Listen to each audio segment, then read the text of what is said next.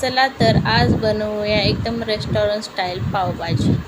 त्याकरता मी पहिल्यांदा बटाटा, गाजर, वाटाणा, ढोबळी मिरची आणि फ्लावर हे सर्व कुकरला शिजवून घेतलेले आहे। त्यानंतर आपल्याला कांदा आणि टोमॅटो हे बारीक चॉप करून घ्यायचे आहेत। अद्रक लसूण देखील आपल्याला बारीक चॉप करून घ्यायचे आहे। आता आपण एक कढई तापायला ठेवणार आहोत। त्यामध्ये थोडंसं तेल आणि बटर घालणार आहोत, जेणेकरून बटर आपले करपणार नाही। बटर चांगले मेल्ट झाले की त्याच्यात आपण बारीक चॉप केलेला कांदा ॲड करणार आहोत।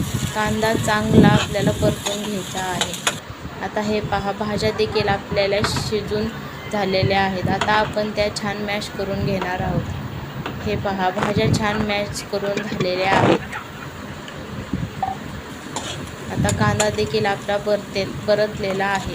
याच्यात आपण बारीक चॉप केलेले अद्रक लसूण टाकणार आहोत। ते देखील 1 मिनिट परतून घेणार आहोत। नंतर याच्यामध्ये टोमॅटो ॲड करणार आहोत।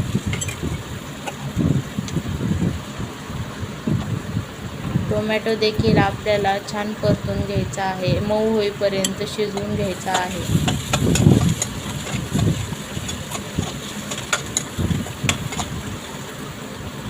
तर हे पहा, टोमॅटो छान मऊ झालेला आहे।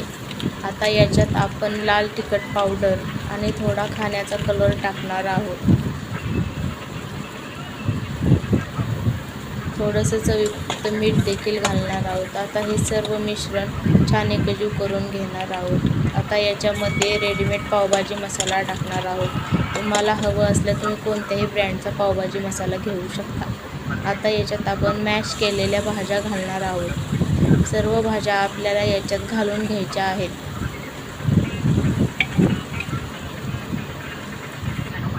तर हे पहा, सर्व भाज्या मी याच्यात टाकलेल्या आहेत। आता त्या सर्व आपल्याला एकजीव करून घ्यायचे आहेत। सर्व चांगले मिश्रण एकजीव करून घ्यायचे आहे।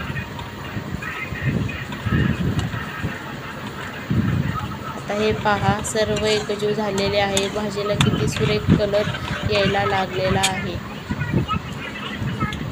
आता मी याच्यात थोडासा आणखीन पावभाजी मसाला घालत आहे। हे बघा, भाजीला किती छान रंग आलेला आहे। वरतून थोडीशी कोथिंबीर घालणार आहोत, ती देखील मिक्स करून घेणार आहोत आणि शेवटी थोडेसे बटर घालणार आहोत। तर हे पहा, तयार आहे आपली एकदम रेस्टॉरंट स्टाईल पावभाजी, झटपट आणि सोप्या पद्धतीने।